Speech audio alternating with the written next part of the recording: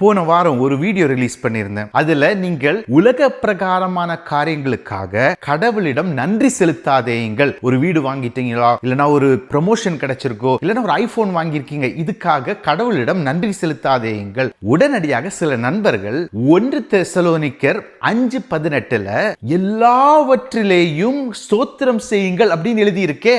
எல்லாவற்றிலேயும் ஸ்தோத்திரம் செய்யுங்கள், எல்லாவற்றிற்காகவும் ஸ்தோத்திரம் செய்யுங்கள் அப்படின்னு எழுதல.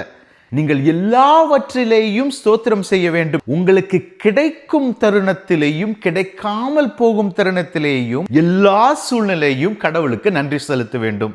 அப்போ நீங்க உலக பிரகாரமான காரியங்களுக்காக அதன் மீது கண்ணோக்கம் வைத்து நன்றி செலுத்தினீங்கன்னா அந்த காரியம் உங்களுக்கு கிடைக்காமல் போகும் பொழுது உங்களுக்கு நன்றி செலுத்த எதுவுமே கிடையாது. அதனால எல்லா சூழ்நிலையிலையும் இருப்பது கடவுளுடைய நடத்துதல். அதனால நீங்க நன்றி செலுத்தும் பொழுது அவரை நோக்கி பார்த்து நீர் என்னை நடத்துகிறீர் அப்படின்னு அவருக்காக நன்றி செலுத்தினீங்கன்னா எல்லா சூழ்நிலையிலையும் உங்களுக்கு நன்றி செலுத்த ஒரு வாய்ப்பு இருக்கு. நீங்க கீழே கிடைத்த காரியங்கள் மீது கண்ணோக்கி செலுத்தினீங்கன்னா கிடைக்காமல் போகும்போது உங்களுக்கு நன்றி செலுத்த எதுவுமே கிடையாது. அடுத்து கடவுளே நீர் எனக்கு இதை தந்திருக்கிறீர், அதற்காக ஸ்தோத்திரம் அப்படின்னு சொன்னீங்கன்னா கடவுள் என்ன உங்களுக்காக கொடுத்திருக்காரு. நீங்க தானே பாடுறீங்க, நீர் மாத்திரம் போதும், நீர் மாத்திரம் போதும். அப்புறம் எதுக்கா உனக்கு இது தேவை?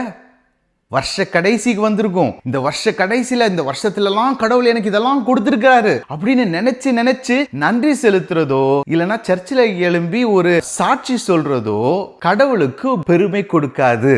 உங்களுக்கு வேணா ஒரு சாட்டிஸ்ஃபேக்ஷன், என்னவோ கடவுள் எனக்கு கொடுத்துட்டாரு அதனால நான் சாட்சி கொடுக்கறதுனால கடவுளுடைய பேர் ரொம்ப மகிமைப்படுது. இல்ல, உங்க பேரை தான் மகிமைப்படுத்துறீங்க.